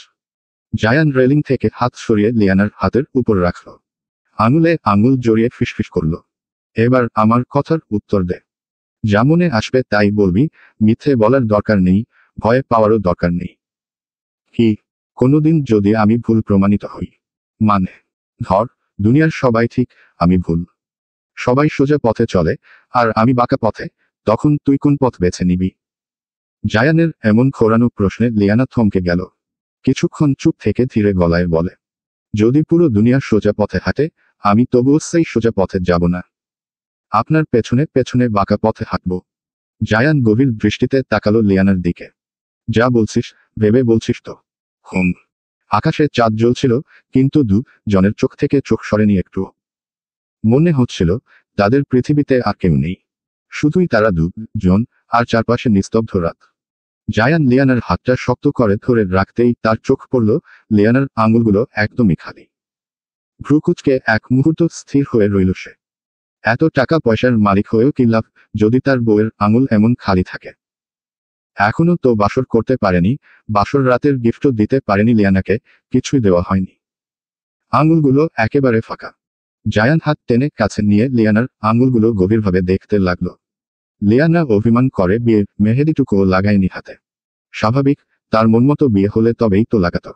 চোখে যেন সেই অভিমানও ধরা পড়ল। জায়ান হঠাৎ হাত ছেড়ে দিয়ে নিচু গলায় বলল, এখানেই দাঁড়িয়ে থাক, বলে ঘুরে সে রুমে চলে গেল। রুমে ঢুকতেই হঠাৎ মনে পড়ল, 6 মাস আগেই তো সে একটা ডায়মন্ড রিং কিনেছিল। মলে হঠাৎ চোখে পড়তেই মন কেমন জানি করে গিয়েছিল, তার ভালো লেগেছিল, কিছু না ভেবেই কিনে ফেলেছিল। তারপর ব্লেজারের পকেট রেখে আর খোলেনি। আজ হঠাৎই মনে পড়ল সেই রিংয়ের কথা। কাবার্ড খুলে সবগুলো ব্লেজারের পকেট খুঁজতে লাগলো সে। একের পর এক পকেট, কিছুই নেই। অবশেষে শেষের শাড়ির ব্লেজারে হাত দিতেই আঙুলে ঠেকল ছোট্ট একটা বাক্স। হালকা হাসি খেলে গেল তার ঠোঁটে। বাক্সটা হাতে নিয়ে ধীরে ধীরে ফিরে এলো লিয়ানার কাছে। বাক্সটা খোলার সঙ্গে সঙ্গেই ডায়মন্ড রিংটা চকচক করে উঠল। চাঁদের আলো পড়ে যেন আরো ঝলমল করে উঠল সেটি। যেন এক টুকরো আলো ধরে আছে সে হাতে। রিং এর সঙ্গে দুলছিল দাম লেখা প্রাইস ট্যাগ, এখনো খোলা হয়নি। লিয়ানা হা করে তাকিয়ে রইল। চোখ সরাতে পারছিল না। অতুলনীয় সুন্দর হবেই বা না কেন, বিখ্যাত পিঙ্ক স্টার হিলের রিংয়ের সৌন্দর্যই তার চোখের সামনে। জায়ান তার হাত বাড়িয়ে নিয়ে আলতো করে রিংটা পরিয়ে দিল আঙুলে। লিয়ানা অবাক হয়ে প্রাইস ট্যাগের দিকে তাকাতেই যাবে, ঠিক তখনই জায়ান দ্রুত ট্যাগটা ছিঁড়ে ফেলে দিল। চোখে চোখ রেখে শুধু ঠোঁটের কোণে একটুখানি হাসি খেলল তার। তারপর লিয়ানার হাতে একটা চুমু খেয়ে নেয়। আপনার কি লাগবে ম্যাডাম? আপনি যেটাতেই হাত রাখবেন, সেটাই আপনার নামে লিখে দিব। জায়ান লিয়ানকে বিয়ে করে দেশ ছেড়েছে প্রায় 3 সপ্তাহ খানিক হয়ে গিয়েছে। জায়ানকে প্রথম কয়েকদিন তার মা নাফিসা খান, লিয়ানার মা অনেক কল করেছেন, শত হলেও মায়ের মন একটা কলও জায়ান ধরে নিজে তো যোগাযোগ রাখতে চায় না, আর না কল ধরে লিয়ানাকে দিয়েছে। লিয়ানারও ফোনও নেই, যা একটা ছিল তা বাড়িতে পড়ে রয়েছে, না হলে অন্তত লিয়ানার কাছে ফোন দিতে পারত। তারপর আর কি সুলেমান খান ও কড়া গলায় নিষেধাজ্ঞা দিয়ে দিয়েছেন, এই বাড়ি থেকে যেন আর একটা কলও দেশের বাইরে না যায়। যে কল দিবে তার ব্যাগপত্র গুছিয়ে ঠিক সেখানেই পাঠিয়ে দিব, কথাটা যেন মাথায় থাকে। ব্যাস, তারপর থেকে বাড়ির দুটো বড় ছেলে মেয়ের সাথে পারিবারিক সম্পর্ক বিচ্ছিন্নর পথে। বিয়ের দিনের সেই ঘটনার রেশ থেমে থাকেনি, পুরো দেশ জুড়েই আগুনের মতো ছড়িয়ে পড়েছিল খবরটা। এক শিল্পপতি সোলেমান খানের একমাত্র ছেলে জায়ান খান, আর দেশের জনপ্রিয় রকস্টার ঈশান শেখকে নিয়ে এমন কেলেঙ্কারি বিবাহ ঘটনা। পত্রিকার হেডলাইন থেকে শুরু করে টেলিভিশনের পর্দা, সবখানেই শুধু এই খবর। বিয়ের দিনটিতেই ঈশান শেখকে ঢাকা মেডিকেলের আইসিইউতে ভর্তি হতে হয়েছিল। জায়ান খান একেবারে রক্তাক্ত করে আধমরা অবস্থায় ফেলে দিয়ে গিয়েছিল তাকে। জ্ঞান ফেরার পর পাগলের মতো তার নীলাঞ্জনাকে খুঁজে। ডাক্তার, নার্স, কেউ তাকে থামাতে পারছিল না। শারীরিক যন্ত্রণার চেয়ে বুকের ভিতরের দগদগে ক্ষতটা যেন 1000 গুণ বেশি জ্বালিয়ে দিচ্ছিল। হাত থেকে ইঞ্জেকশন খুলে ফেলছে, যন্ত্রপাতি ছিঁড়ে ফেলছে, ভাঙচুর করছে, পাগলের মতো চারদিকে চিৎকার করে কেবল লিয়ানাকেই খুঁজে যাচ্ছিল। যে বিয়েটা তার সঙ্গেই হওয়ার কথা ছিল, যে স্বপ্ন সে 2 মাস ধরে বুনেছিল, সেই স্বপ্নটাকেই যেন মুহূর্তে ছিঁড়ে ছুঁড়ে ফেলে দিয়ে চলে গেছে জায়ান। চোখের সামনে থেকে লিয়ানাকে ছিনিয়ে নিল কোনো উত্তর না দিয়েই, কোনো ব্যাখ্যা ছাড়াই। জায়ানের শত্রুতামি তো তার সাথে ছিল, লিয়ানা তো এসবের বাহিরে ছিল, তাও কেন এমন করলো জায়ান? এত বড় শাস্তি কেন দিয়ে গেল? হাসপাতালের দেয়াল কেঁপে উঠছিল তার গলার চিৎকারে। এটা কেন করলি তুই, জায়ান? কেন আমার নীলাঞ্জনাকে নিয়ে গেলি? সে তো আমার ছিল, আমার বউ হওয়ার কথা ছিল। তার বুক ফেটে বেরোনো চিৎকার শুনে আঁতকে উঠে হসপিটালের সকলে। কিন্তু সবচেয়ে বেশি আঘাত পেল তার মা, রিনা শেখা। সারা জীবনে তিনি তার ছেলেকে কাঁদতে দেখেননি। কোনো কিছুর অভাব তো কখনোই ছিল না ঈশানের জীবনে। নিজের বাবার মৃত্যুতেও এমন হাহাকার করেনি সে। কিন্তু আজ যেন সবকিছু ভেঙে গুড়িয়ে পড়েছে। হাসপাতালের সাদা দেয়ালের কোণে দাঁড়িয়ে রিনা কেবল তাকিয়ে থাকলেন ছেলের দিকে। বুকের ভেতরটা ছিঁড়ে যাচ্ছিল তার। কণ্ঠ কাঁপছিল, চোখ ঝাপসা হয়ে গিয়েছিল জলে। অবশেষে ছুটে গিয়ে ছেলেকে জড়িয়ে ধরলেন বুকের মাঝে। শান্ত হও ঈশান, সব ঠিক হয়ে যাবে বাবা, কেঁদো না। কিন্তু কে শোনে কার কথা? ছেলের বুক ভাঙা কান্না থামানো যায় না। বিয়ের পর থাইল্যান্ড হানিমুনের জন্য টিকিটও বুক করে রেখেছিল সে, এখন সেই টিকিট ধরে কাঁদতে থাকে। রিনা শেখার বুক ভিজে গেল ছেলের ওষুধে। সেদিন তিনি বুঝলেন, তার জীবনের সবচেয়ে বড় ভয়টা সত্যি হয়ে গেছে। তার ছেলে ভালোবেসে ভেঙে গিয়েছে, একেবারে চুরমার হয়ে গেছে। তিনি ছেলেকে বুকের ভেতর শক্ত করে জড়িয়ে ধরে ফিসফিস করে বললেন, শান্ত হও ঈশান, শান্ত হও বাবা। কিন্তু কাকে শান্ত করবেন? একটা ভেঙে যাওয়া হৃদয়কে, নাকি একটা ছিন্ন ভিন্ন স্বপ্নকে? হাসপাতালের অন্ধকার করিডোরে শুধু প্রতিধ্বনি হচ্ছিল ঈশানের গলা ফাটা চিৎকার আর রিনা শেখার বুকের নিঃশব্দ কান্না।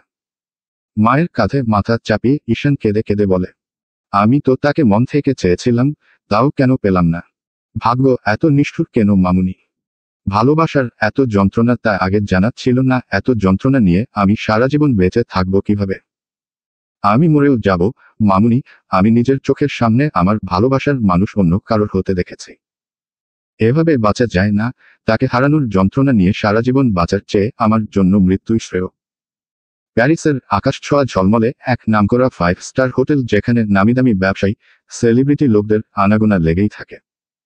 সেই বিশাল হোটেলের সামনে এসে থামে এক কালো ঝকঝকে অডি আর8। গাড়ির দরজা খুলতেই বেরিয়ে আসে অ্যালেক্স আলবার্ট, সোনালি চুল, নীল চোখের অধিকারী, দেখতে যেন সরাসরি কোনো ফিল্ম স্টার। ইনস্টাগ্রামে লাখো ফলোয়ার, মডেল আর সুন্দরীদের প্রিয় মুখ। যেমন করে গ্রেট জায়ান খানের এর প্রেমে মেয়েরা দেওয়ানা লাইন দিয়ে দাঁড়ালেও জায়ানের কাছ থেকে সামান্যতম পাত্তা না পেলেও অ্যালেক্সের কাছে এসে মেয়েরা হতাশা হয় না। ফ্লার্টিং স্কিলে নাম্বার 1, এই ইবনহার্টের জুনিয়র লয়ার নিজের পার্সোনালিটির দিয়ে সহজেই বশ করে ফেলতে পারে তরুণীদের। হোটেলের বিশাল কাচের দরজা ঠেলে ভেতরে ঢুকতেই ভদ্রতাপূর্ণ হাসি নিয়ে এগিয়ে আসে সেখানকার স্টাফরা। কেউ কিছু বলে না, অথচ সবার দৃষ্টিতে লুকিয়ে থাকা এক ধরনের অদ্ভুত শ্রদ্ধা মিশ্রিত ভয় স্পষ্ট।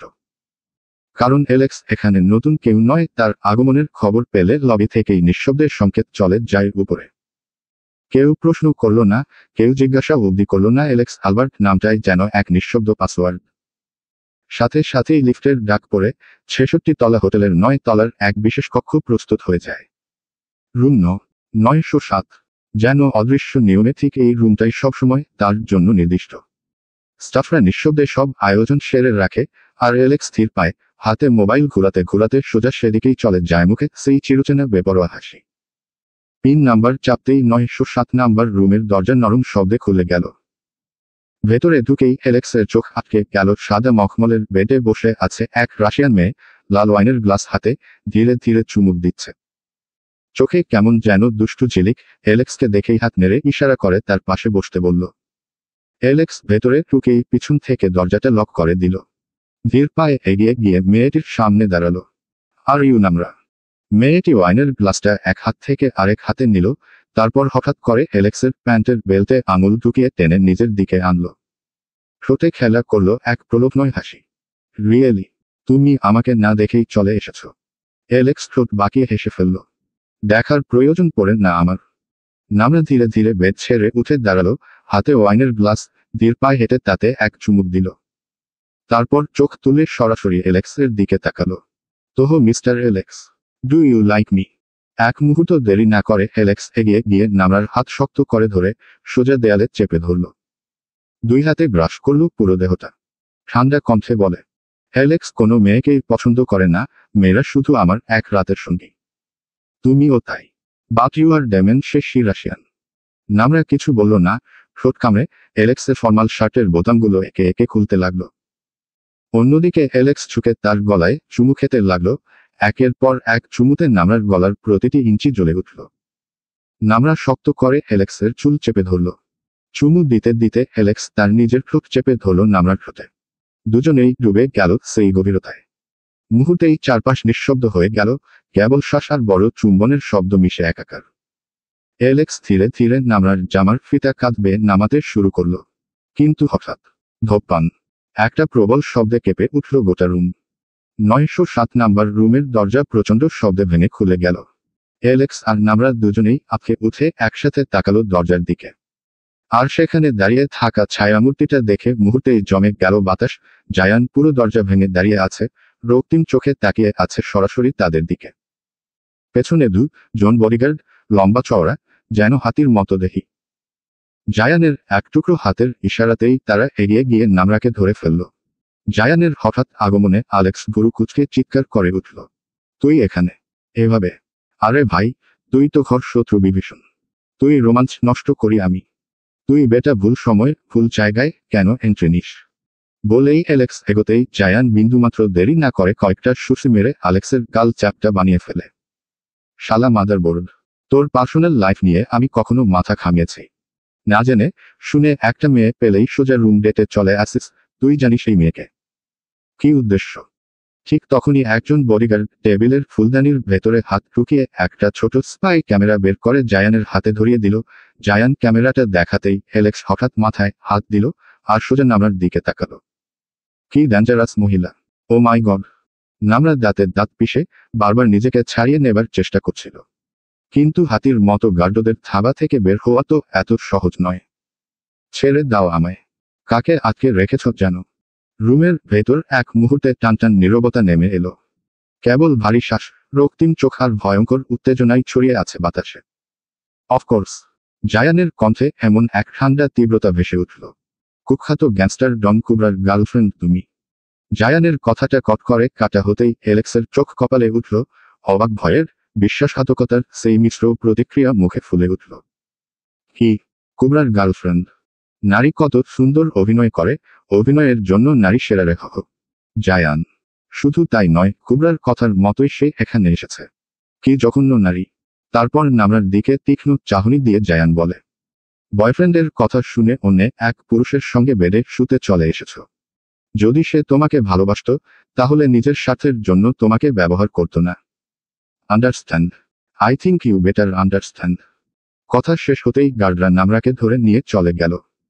জায়ান ধীরে টেবিলের ওপর থেকে ওয়াইনের গ্লাসটা তুলে শুকতে লাগলো, যেটা নামরা অ্যালেক্সের জন্য বানিয়ে রেখেছিল।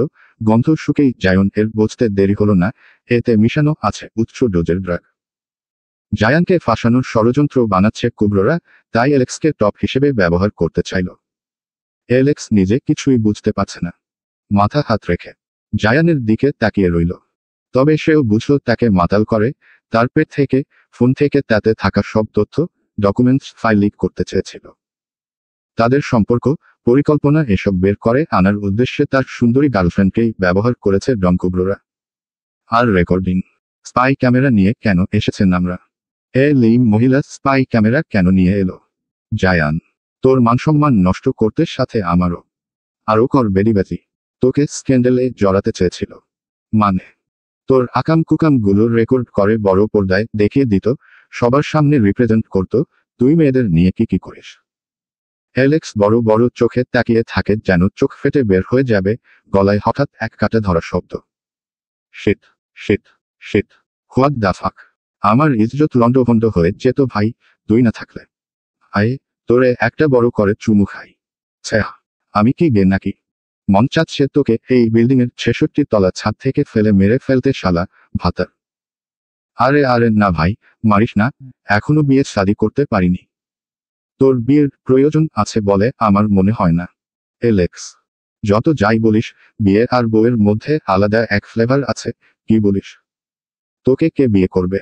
কোনো ভালো মেয়ে তোকে বিয়ে করবে না। করবে না মানে? দেখবি, আমি একদম পিওর ভদ্র মেয়েকেই বিয়ে করে দেখাবো। গড যেন তোর কপালে বই না রাখে। অ্যালেক্স গাড়ির স্টিয়ারিং ঘুরিয়ে ঘুরিয়ে। 1 মিনিট, কুবরা যেভাবে আমাদের পিছনে পড়ে আছে, বিশেষ করে তোর পিছনে, তোদের বিয়ের ব্যাপার তো এখন সবার জানা। এখন কুবরা যদি লিয়ানার কোনো ক্ষতি করতে চায়। জয়ান অন্ধকার রাস্তায় দূরে কিছুটা তাকিয়েই ধীরে বলল, পার্টিতে সেদিন আমি তাকে নিয়ে যেতেই চাইনি। মানুষ দেখবে, শুনবে, জানবে, চিনবে তা আমি কখনোই চাইনি।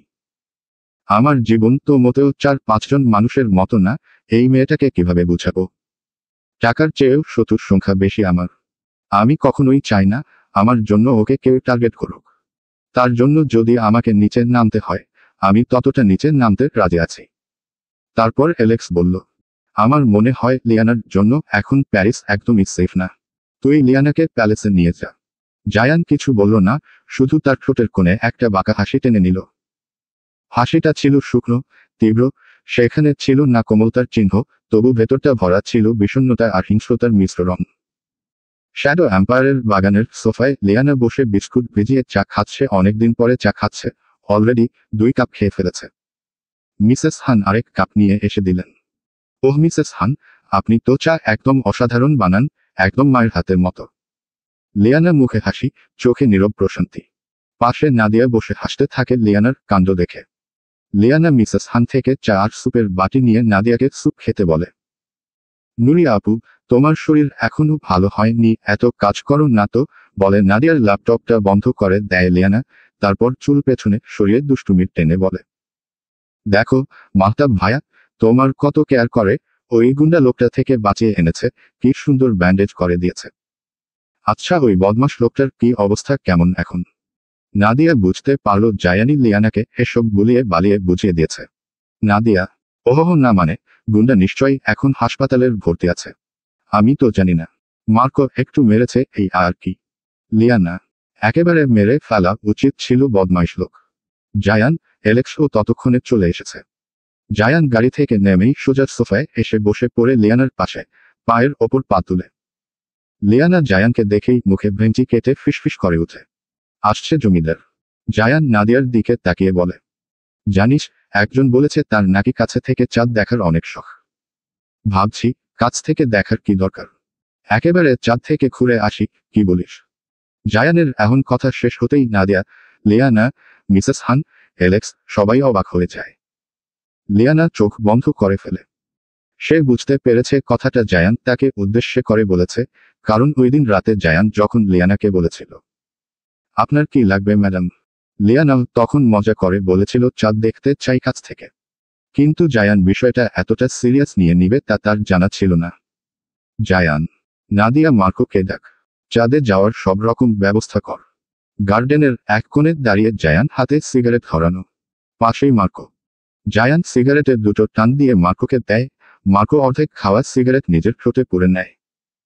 এটা নতুন কিছু নয়, মার্কো তেমন একটা বিড়ি সিগারেট খায় না, আর ওই খেলে জায়ানের খাওয়াটাই খাবে। কলিজার জিগুরি দোস্ত বলে কথা, তবে বন্ধুত্ব গড়ে ওঠার দিকটা মোটেও সোজা পথে ছিল না। সাক্ষাতের প্রথম কয়েকদিন তুমুল মারপিট করে শেষে মার্কো হার মেনে জায়ানের দিকে বন্ধুত্বের হাত বাড়িয়েছিল। আর জায়ান ছোট থেকেই তেমন কারোর সাথে মিশত না, তার স্ট্যান্ডার্ড, তার মেন্টালিটির সাথে ম্যাচ না হলে তো আরো আগেই নয়। মার্কোকে নিজের লেভেলের মনে হলো, বেশ হয়ে গেল বন্ধুত্ব, একজন যদি সিংহ হয় আরেকজন বাঘ।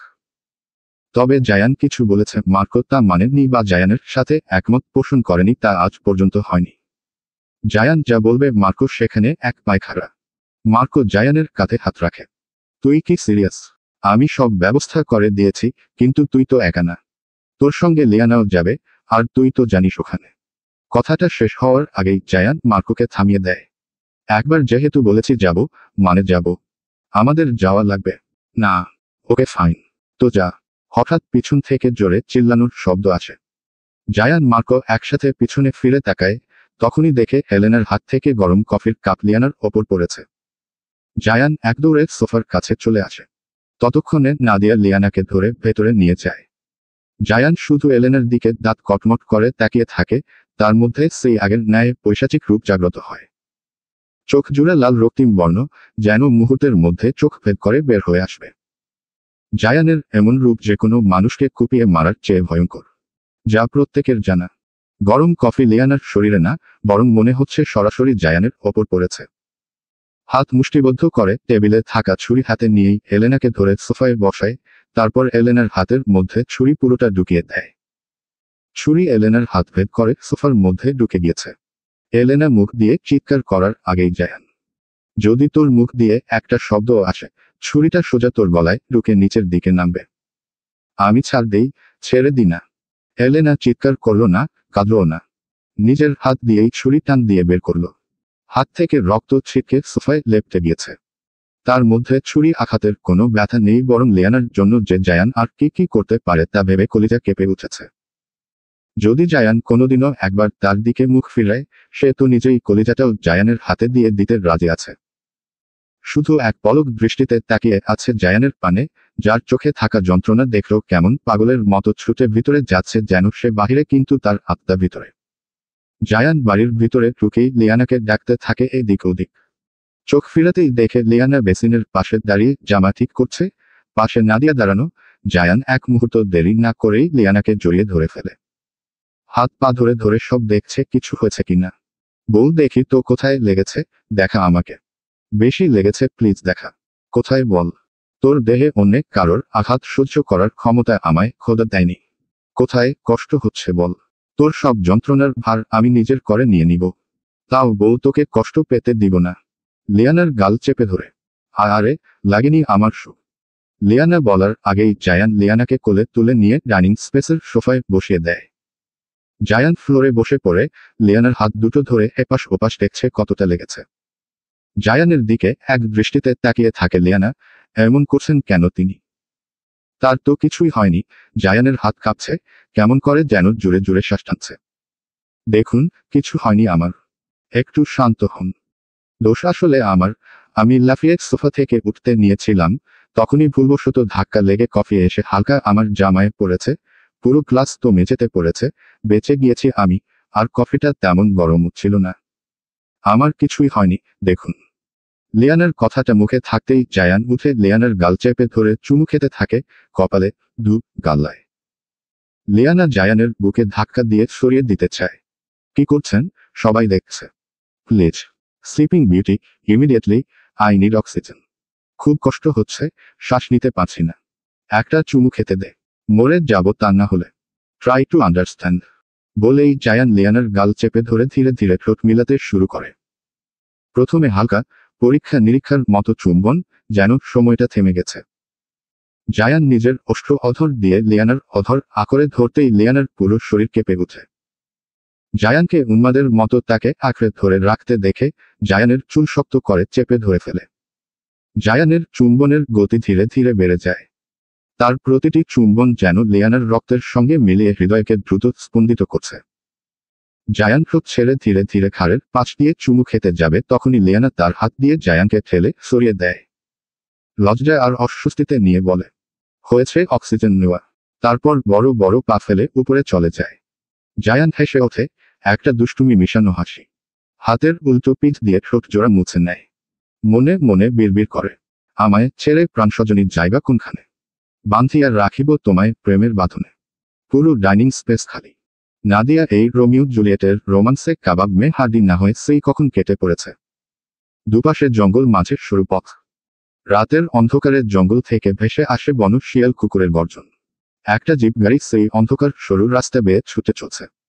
গাড়ির চালকের সিটে সেই লম্বা ব্ল্যাক মাস্ক পরা লোক, যাকে বলা হয় ব্ল্যাক মাস্ক ম্যান। লম্বা দেহে লম্বা ওভারকোট জড়ানো। শা শা শব্দে গাড়ি এসে থামে গ্রেভয়ার্ডে, খ্রিস্টানদের কবরস্থান। কবরস্থানটা একেবারেই পুরনো। ভিতরে থাকা প্রত্যেকটা কবরের সাদা পাথরের ক্রস চিহ্ন, তাতে নাম, জন্ম, মৃত্যু খোদাই করে লেখা। কিছু কিছু কবরগুলো অনেক পুরনো, যাতে পাথরগুলোতে ফাটল ধরে গিয়েছে। রাতের অন্ধকারে প্যাঁচাগুলো এদিক ওদিক ছুটে বেড়াচ্ছে। আশেপাশে মাটি ভেদ করে মৃতদেহের কঙ্কালগুলো ছড়িয়ে ছিটিয়ে আছে। কোনো সাধারণ মানুষ কখনোই দিনের বেলাতেও এই পুরনো কবরস্থানে আসার সাহস করবে না, রাতে তো দূরের কথা। পাশের জঙ্গল থেকে শুধু জন্তু জানোয়ারের ডাক ছাড়া কিছু শোনা যায় না। ব্ল্যাক মাস্কম্যান জিপ গাড়ি থেকে নেমে একটা ব্যাগ নামায়।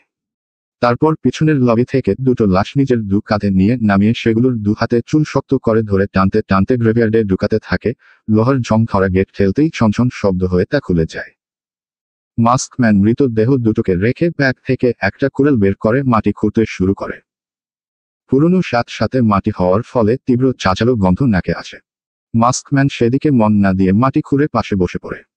তারপর একটা ধারালো অস্ত্রের সাহায্য মৃতদেহ দুটো নিখুঁতভাবে কাটতে থাকে।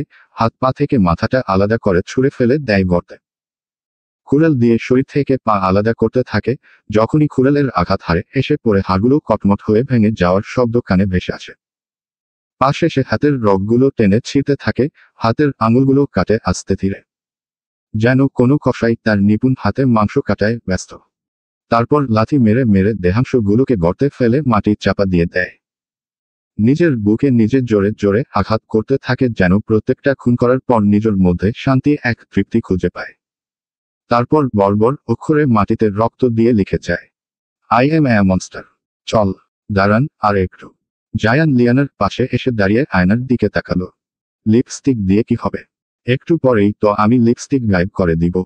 গায়েব করলে পেট যেন খারাপ হয় আপনার, তাই দিতেছি। এত দাম দিয়ে তোকে হুদা বিউটি এর লিপস্টিক এনে দিলাম, যেন কখনো খেলেও আমার পেট খারাপ না হয়। লিপস্টিক হুদা বিউটির হোক বা গুলিস্তান এর পেট খারাপ হবেই, আর বাথরুমেও দৌড়াবেন। লিয়ানা মুখ বাঁকিয়ে আয়নায় ঠোঁট দেখছিল, তখনই জায়ান চোখ শুরু করে লিয়ানাকে টেনে খুঁড়িয়ে নিল নিজের দিকে।